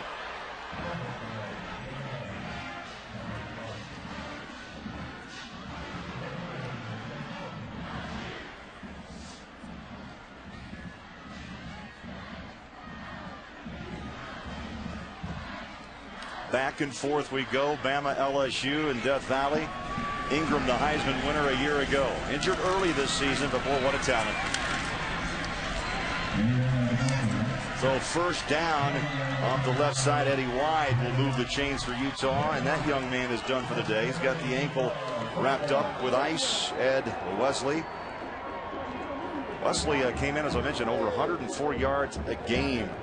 And today he had 12 carries for 50 yards and a touchdown. He scored in the third quarter from 4 yards out to make it 30-0. First and 10 Utah. Asiata. Little stutter step to the 41. And Tank Carter and Tanner Brock. Again, the backers in on the tackle. I'll tell you what, if that's any other running back there, that would have been stopped for no gain. But because it's Matt Asiata with that big 230-pound frame, we talked about his ability to fall forward. He ended up getting a couple yards on him. Last week, 95 yards against Air Force on a career-high 23 carries and a touchdown. So this ground game has been curtailed today. Little shovel pass inside. Asiata breaks a tackle, puts the pads up, and battles his way to the 48-yard line. Ibiloye on the tackle for TCU. Well, both of these teams run kind of a two-headed monster. When you compare the tandems, Wesley and Tucker 71 yards, Asiata and White 46. Both of these teams' run defenses doing a very good job of keeping their opponent well under their season averages. Well, drives have been stopped right here most of the day. Utah 2 of 11 on third down conversions. They pick up a first. Watch out. Nearly breaking away for 6 was Asiata. And fresh downs at the 41-yard line. He rips off 12 yards. And brother Sean, Asiata with a nice block. This is just that counter play that they like. There's a huge hole inside there, and TCU was very worried about that. They run two things inside very, very effectively where Matt Asiata's at his best. The power, and they counter with the counter, as we saw in that last one. Well, Utah inside TCU territory with fresh downs at the 42-yard line. Clock hits the 12-minute mark, fourth quarter. Little play action, good protection over the top, right on the button. Moyai, the tight end, number 81. Boy, wide open. 22 yards, and Utah is knocking on the door. That is a busted coverage by TCU. Keep an eye on Moiai right here. If he doesn't slip here, it's a touchdown. Ball's very good on the money, but Moiai can't keep his feet. Had he been able to, he would have hit his head on the goalpost. Missed opportunity there by Utah, and a broken coverage by TCU's defense. Big target, 6'5", 240, makes his 9th catch of the season. The backfield is full of Asiatas. Play action, Jordan Wynn steps up, throws far side, makes the catch, second effort, close. Touchdown, Utah!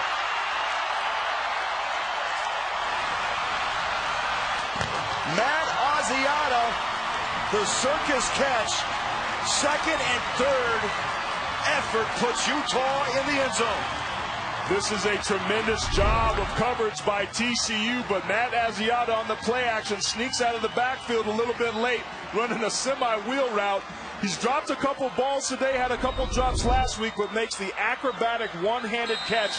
That is what you need. Even though you're down by 34 points, your playmakers have to make plays, and that was a huge one by the senior for Utah. Extra point through the uprights, Utah. They sidestepped the shutout. They have not been shut out since 1967. The catch, plowing in, Asiata. Maybe that should have been reviewed.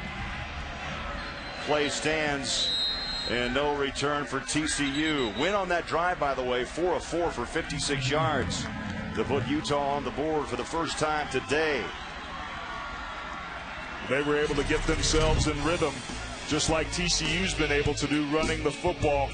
Wesley and Tucker, not overly impressive numbers, well below their rushing averages on the year, but you have to be able to credit that run defense for Utah.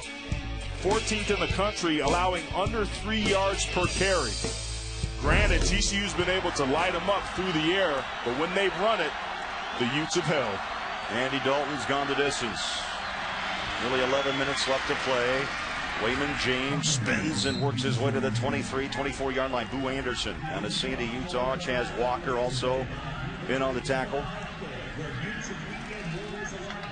TCU, Aaron, would like to do one thing, just let the clock run. Yeah, there's no question. And keep your players healthy, get a win on the road, snatch it out of the jaws of a very talented football team, and handle your business and get one step closer to wherever it is they want to be in that pyramid that Gary Patterson so often talks about. James stacked up. By the way, that was only the 3rd touchdown given by TCU in conference play this year. Yeah, there's no question. We take a look at what an automatic BCS berth needs to look like for an automatic or non-automatic qualifier. They've got to finish in the top 12 of the standings or be top 16 and higher than a BCS conference champion. And with the way that the Big East and the ACC is playing, both Utah and TCU could probably qualify. Option. Now Dalton, he rode James a bit, pulled the ball, tucked and ran it up to around the 28-yard line. Chaz Walker in on another tackle. Christian Cox, number 94, came by with some help. And Utah stands and stops the Horned Frogs, and TCU will punt. Well, this is a good opportunity for Utah to be able to get the ball back, Craig. You talked about Wynn's efficiency. Well, it's no surprise that Wynn was a better quarterback because they got their running game going. Short punt. Takes a right turn and a TCU bounce to the 21-yard line. A timeout in Salt Lake. 9:16 to play. Utah back on offense when we roll back. Utah, Boise State. These guys have come together. They've got solid programs. There's no question. Football's won and lost on the field, and they proved themselves repeatedly. Jordan Wynn wants the deep ball. He's got man coverage downfield. That ball hung up finally, and it's picked off by Greg McCoy. Well, in that film session last night, one of the things that Gary Patterson noticed in the tendencies of Jordan Wynn, when he throws the deep ball, which isn't very often, he has a tendency to underthrow it. He instructed his defensive backs that once that ball's in the air to turn around and make a play for the football because it'll likely be underheld. That goes to show you that right there, Greg McCoy not only listens to his coach, but executed perfectly, and that's another reason why this TCU Horned Frog defense is so effective. And the 4th turnover of the day committed by the Utes. 2 picks, 2 fumbles lost. And Aaron, you bring out an interesting point about Utah and Jordan Wynn. 69% completion rate, but remember, most of those are underneath. They like to go man with linebackers. The deep ball many times is his biggest foe. Let's go back and check in. Here's Adam.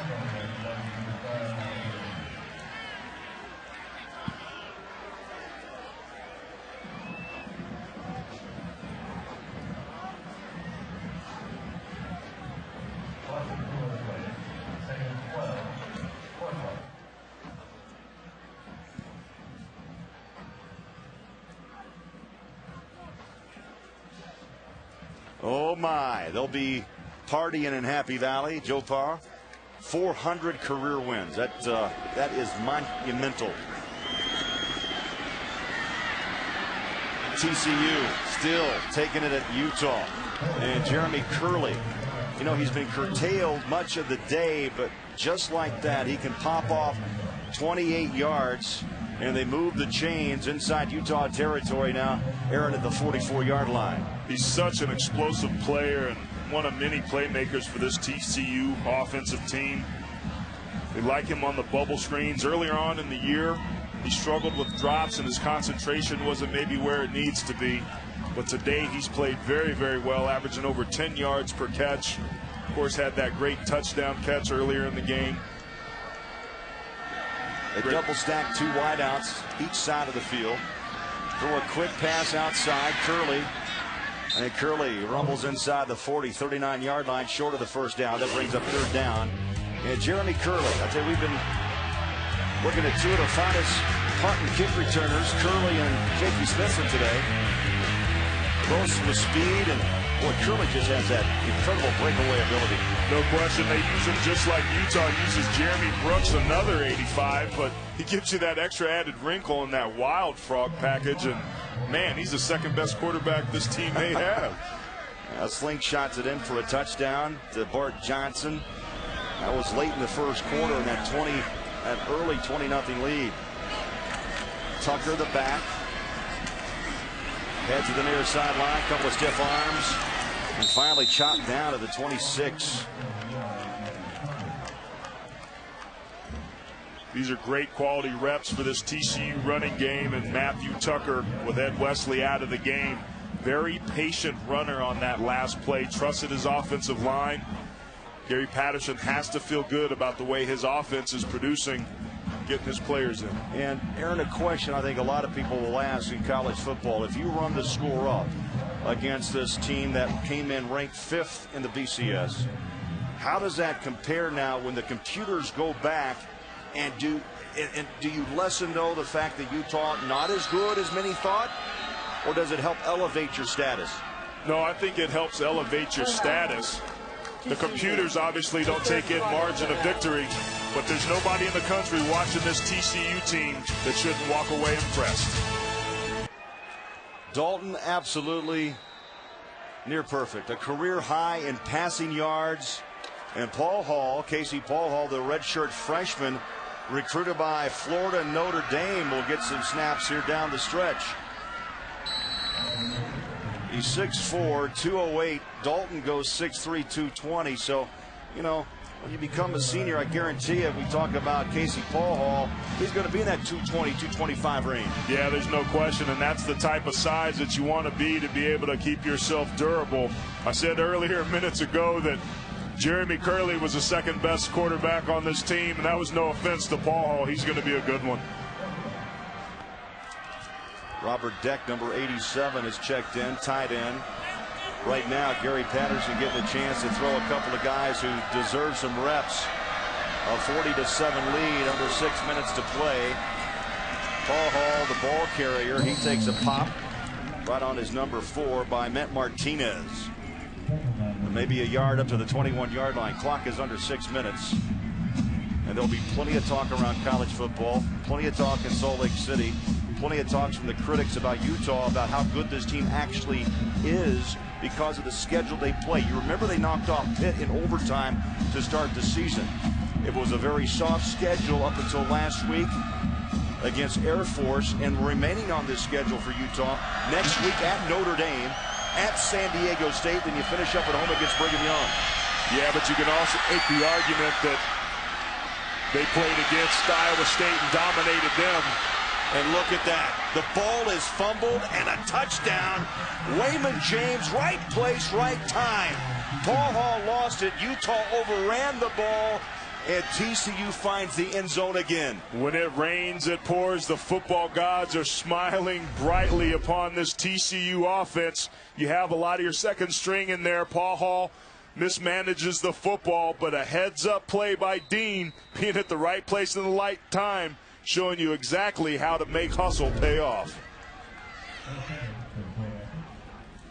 So Wayman James, a redshirt freshman from Sherman, Texas, runs in his 4th touchdown of the year. The extra point is blocked, but it falls through. So up and in. And it's 47-7 with just under 5 minutes left to play. TCU has made a statement in Salt Lake City. And pacing like he's down by 30 is Gary Patterson, his 10th year. He was at TCU before becoming head coach as a defensive coordinator. 94 wins along the way. And his defense, a lot to be proud of. Yeah, no question. When you hold 13 of your last 20 FBS opponents since last season to below their season average in points, and 7-8 of this year, you're doing something well, and you're doing it consistently. Smithson pushes the pile to the 29. The flag is back at the 19. Here's Lane Clark. Return, illegal block in the back. Receiving team, number 22. 10-yard penalty, first down.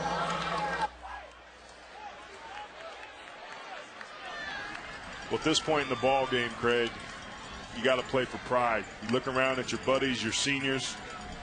A lot of your goals about winning the conference are likely diminished. BCS bowl game, maybe an at-large berth still on the table, depending on how far Utah drops in this game. But at some point, you got to look around at your buddies and say, hey, let's go out and finish this thing like we've been playing all year with pride. Eddie wide of the backfield. Jordan Wynn stays as quarterback. Wide stops and goes inside out. And TCU again with the tackle. Turnovers. Turnovers, one of the big stories for Utah.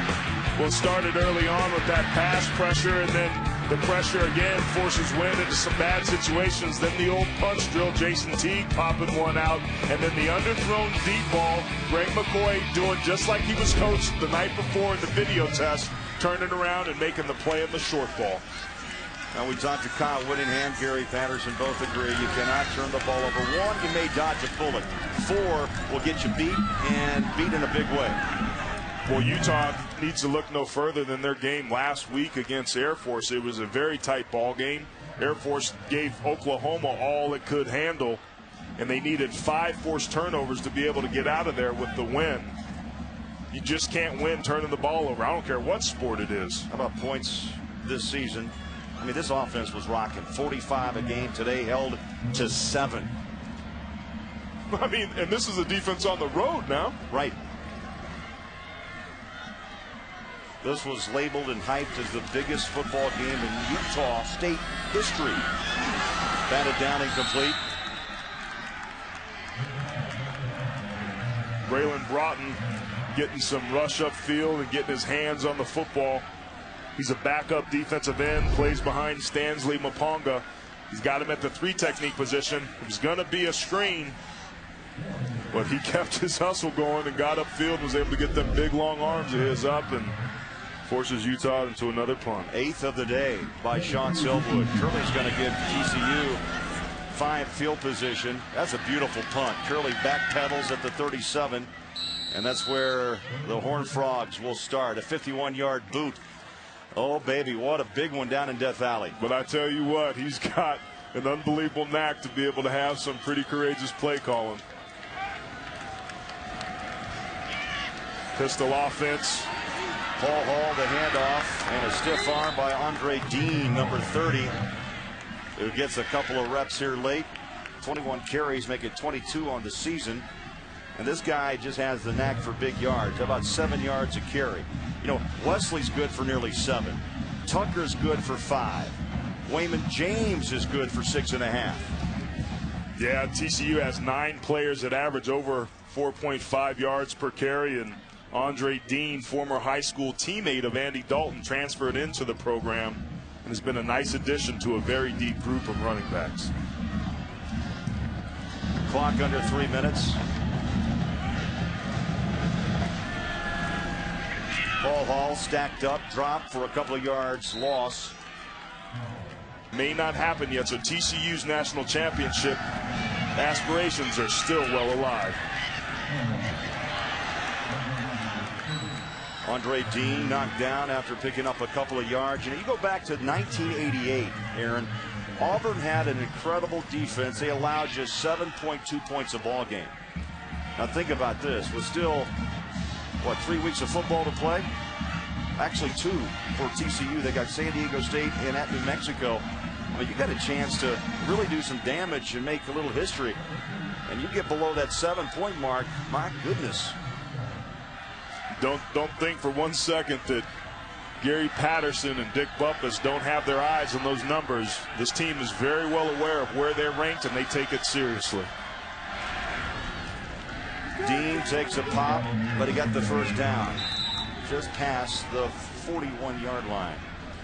I'll tell you what, you want to talk about style points and offensively. A lot of times you look at the scoreboard to see how many points a team scores, but I think with TCU, and you know, the cliche in football, cliches are cliches because they're true, that you win defense with championships. Look no further than the #1 total defense, the #1 pass defense at TCU, and what they've been able to do against a great defense offensively on both sides of the football. TCU brings it. Dean goes outside. Utes give chase. Boy, they are still popping late in this ball game. The Utes come storming with Justin Taplin-Ross, the free safety, and he's got that free safety frame, about 215, 6'3", and he laid the hammer down. Final seconds ticking away. TCU, Aaron, will win their 23rd straight regular season game, and maybe the most impressive part, they're going to win their 10th straight on the road, and the 3rd longest home winning streak is going to come to an end. Utah had won 21 in a row, 3rd only to Oklahoma and Boise State. And speaking of Oklahoma, remember TCU went into Norman and beat them, and they were the last team to beat them back in 2007. 23rd straight regular season win for this team, 2nd longest streak, 10 straight on the road. That's amazing. It's unbelievable how well coached and how disciplined, how physical and how athletic, and therefore how deserving this team is to compete for the national championship. And our LG player of the game, Andy Dalton, hands down, 21-26, 355 yards passing against this Utah secondary. 3 touchdowns on the day, did not make a mistake. He was absolutely exceptional. They knew coming in he had to be able to manage the ball game. He did that flawlessly and walks away with the win. So a final of 47-7, highly anticipated. Number 3 against number 5 here in Salt Lake City. But the Horned Frogs struck early with a couple of touchdowns to Josh Boyce, and TCU never looked back. Let's go to the field and hear. Coach, you asked Andy Dalton, just manage the game. Safe to say he did it. What impressed you most about him today? Well, this is what we've been preparing for, 4 or 5 years. He's been in these kind of games, and today he came through. He played unbelievable. It's what a senior quarterback's supposed to do in these kind of games. I know you don't like saying it, but truly, this was such an important game. Is it almost a statement game today? Well, it was. We felt like a year ago, anytime you play Utah, we felt him be able to come to their place, 21-game winning streak, beat them like we did. I'm very excited for my kids and my fans because, it's just a lot of fun to be out here and know what they accomplished. Near perfect execution. Is there anything more gratifying for a coach? No, except to go and win again next week. We've got 2 games left. We can't screw up. San Diego State's coming in with a chance to tie for the conference title. So we know we're going to have to emotionally get ready again. Talk about preparation for next weekend's game. Well, first off, we get home safe and see who's banged up. But they got 2 great wideouts. They got a great running back, and they play defense. The good thing is we get a chance to play it at home. Enjoy the win. Go get some tea for that, okay? I agree for you. Thanks, Coach. Craig? All right, thank you, Brooke. Yeah, Gary Patterson, he was yelling all day, but a victory yell, 47-7 on the road at Utah. Andy, Coach told us before the game, he just needed you to manage the game. You did. 350 yards passing, a career high for you. Where does this game rank personally for you? It was one of the best games that I've ever been a part of. To see all the preparation that we did this week and to see it all pay off in the end was, it feels really good. Coach said to us, yeah, this was a bit of a statement game. Would you agree? I would agree. Playing a great team, Utah's still a great team. They ranked number 5 in the BCS. They wouldn't get there if they weren't good. So that was a statement game for us, and we came out and played really well. So much hype for this matchup. People will be surprised when they see the final score. What do you say to them? We came out and played our game. I thought we had to show a lot of people what we're capable of doing. I think we did that tonight. Couple big games coming up. They're very important. How do you prepare? The same way we did this week. Go out, watch a lot of film, get ready for them. You got a nice little group of fans up there in Hawaii. You going to go say hello to them, celebrate a little? I love it. To see the following that we had here was unbelievable, and it was a great win for us. Thanks a lot, Andy. Thank you. Craig. All right, thank you, Brooke. 1,000 Horned Frog fans making the trip to Salt Lake City, all decked out in white. And they roll off with a 40-point win. They run their record now, TCU 10-0, 6-0 in the Mountain West Conference. And the first time, Aaron, Utah loses a football game. They also lose for the first time in 21 games here at home. Well, we talked about it in the open. They lost to a very good football team. And the team that walked away from this game victorious, Mountain West Conference Championship, BCS Conference Championship, that could include a Rose Bowl performance if Oregon finishes out, and certainly within striking distance of the national championship.